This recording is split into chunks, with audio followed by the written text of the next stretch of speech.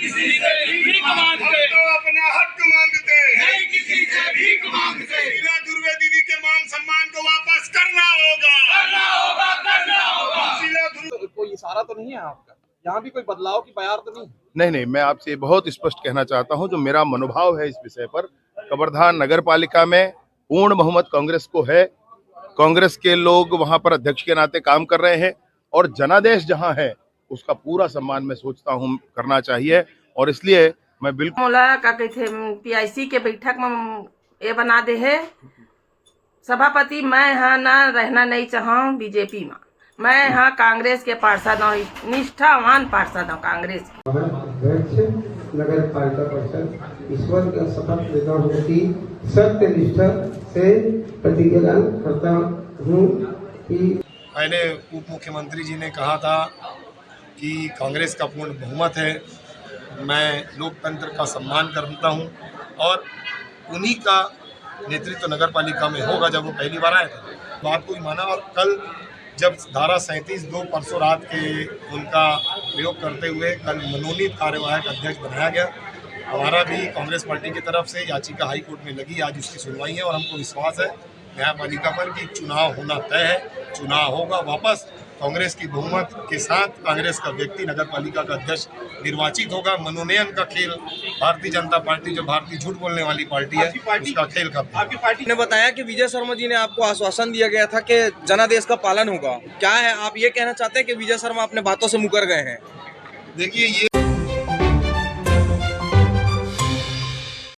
हम तो अपना हक मांगते, नहीं किसी से भीख मांगते, हम तो अपना हक मांगते, नहीं किसी से भीख मांगते। शीला दुर्वे दीदी के मान सम्मान को वापस करना होगा, करना होगा, करना होगा। शीला तेरी तानाशाही नहीं चलेगी, नहीं चलेगी, वो तेरी तानाशाही नहीं चलेगी, नहीं चलेगी। भ्रष्टाचार करना बंद करो, बंद करो, बंद करो, लोगों को बेवकूफ बनाना बंद करो, बंद करो, बंद करो।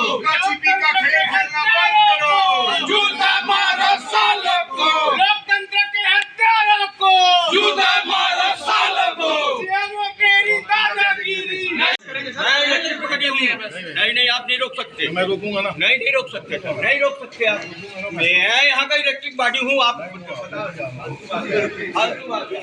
मेरा ऑफिस है, आपका ऑफिस में आपको कोई पता कर सकता है क्या? नहीं मना कर सकता है क्या? नहीं बुलाया है तो ऐसा नहीं है, ऐसा नहीं है, ऐसा नहीं है। आप नहीं रोक सकते मेरे को। अरे आप किसी पब्लिक को, पार्षद को, किसी को नहीं रोक सकते। आप ये कह रहे हैं अध्यक्ष अपनी मनमानी से इसको बनाया है।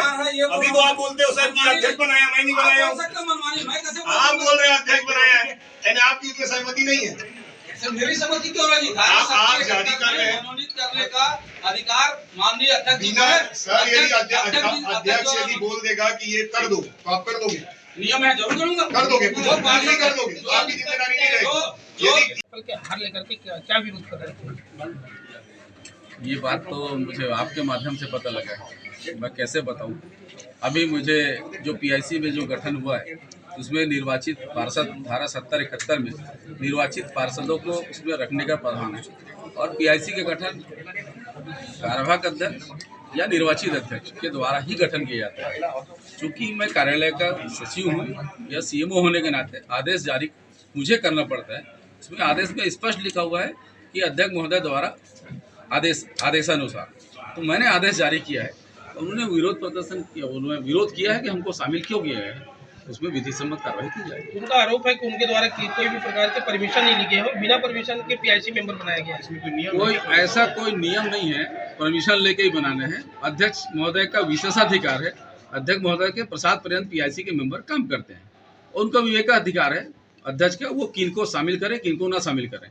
शामिल वही व्यक्ति हो सकता है जो पार्षद निर्वाचित है, और चूंकि वो पार्षद निर्वाचित है इसलिए है।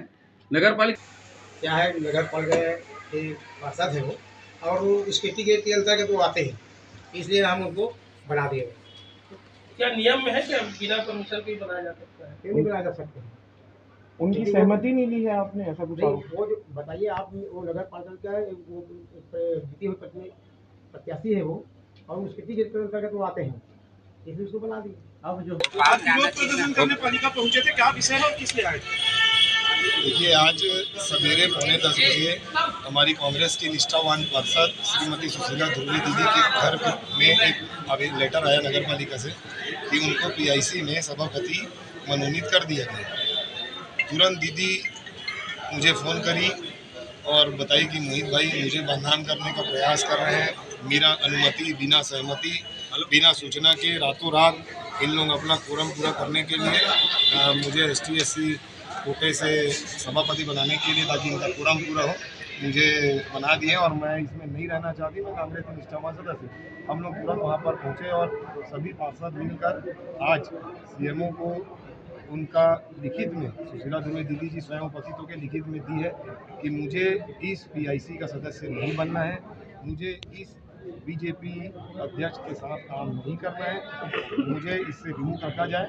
और CMO को हमने दिया और साथ में 7 और अन्य पार्षद जो PIC के सलाहकार समिति के सदस्य बनाए, उन्होंने भी इसमें शामिल होने के लगातार जो अभी काम हो रहा है नगर पालिका परिषद के द्वारा, NSUI और यूथ कांग्रेस के संगठन ने निर्णय लिया कि शहर की समस्याओं को देखते हुए, जो पहले उप मुख्यमंत्री जी ने कहा था कि कांग्रेस का पूर्ण बहुमत है, मैं लोकतंत्र का सम्मान करता हूं और उन्हीं का नेतृत्व नगर पालिका में होगा जब वो पहली बार आए थे, उसी मंशानुरूप हम लोग वोट की शरण नहीं लेते कि हमारे जनप्रतिनिधि, विधायक और प्रदेश के उप मुख्यमंत्री यदि कह रहे हैं तो निश्चित रूप से उनकी बात को मानना हम सबकी नैतिक जिम्मेदारी बनती है।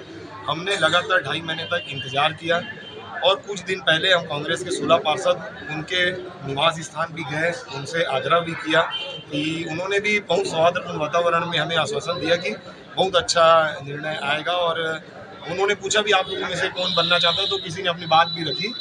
तो ऐसा वातावरण, हमने प्रयास में कहीं कोई कमी नहीं की, उनकी बात को भी माना। और कल जब धारा 37(2) परसों रात के उनका प्रयोग करते हुए कल मनोनीत कार्यवाहक अध्यक्ष बनाया गया, हमारा भी कांग्रेस पार्टी की तरफ से याचिका हाई कोर्ट में लगी, आज उसकी सुनवाई है और हमको विश्वास है न्यायपालिका पर कि चुनाव होना तय है, चुनाव होगा, वापस कांग्रेस की बहुमत के साथ कांग्रेस का व्यक्ति नगर पालिका का अध्यक्ष निर्वाचित होगा। मनोनयन का खेल भारतीय जनता पार्टी, जो भारतीय झूठ बोलने वाली पार्टी है, उसका खेल का। आपकी पार्टी के जो उपाध्यक्ष हैं उनको भी PIC का मेंबर बनाया गया, उन्होंने कोई लेटर नहीं दिया? निश्चित रूप से उपाध्यक्ष के विषय में मैं बोलना चाहता हूँ। कल कैलाश चंद्रवंशी जी ने कहा था और अशोक साहू जी ने भी कहा था कि इन्होंने कोई पहल नहीं की, 4 महीना ये किया। तो मैं बताना चाहता हूँ कि यदि अध्यक्ष की गैर मौजूदगी में उपाध्यक्ष उस नैतिक जिम्मेदारी को निर्वहन करता है, लेकिन भारतीय जनता पार्टी ने और इस CMO ने उपाध्यक्ष को दरकिनार करते हुए उसके जनप्रतिनिधि होकर उसकी भावना को भी अलग कर दिया।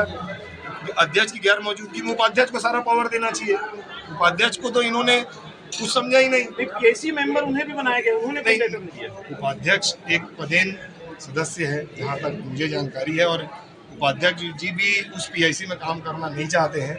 उन्होंने कोई लेटर नहीं, उनकी भी सहमति है कि नहीं, वो हमारे साथ में, हमारे उपाध्यक्ष जी हमारे पीछे खड़े हैं और वो भी किसी भी तरीके से जो भारतीय जनता पार्टी भ्रम फैला रही है, आज हम कांग्रेस के 17-18 पार्षद एक साथ हैं, एक हैं और कहीं कोई दिक्कत नहीं है। आपने बताया कि विजय शर्मा जी ने आपको आश्वासन दिया गया था कि जनादेश का पालन होगा, क्या है आप ये कहना चाहते हैं कि विजय शर्मा अपने बातों से मुकर गए हैं? देखिए, ये एक राजनीति का हिस्सा है। मैं ये नहीं कहता कि हर आदमी जो बोलता है उसको करता है, लेकिन एक ऐसी छवि, ऐसा बात हम लोगों को महसूस हुआ कि उन्होंने बोला है तो वो करेंगे। इसी विश्वास में हम लोगों ने कोर्ट में याचिका नहीं लगाई।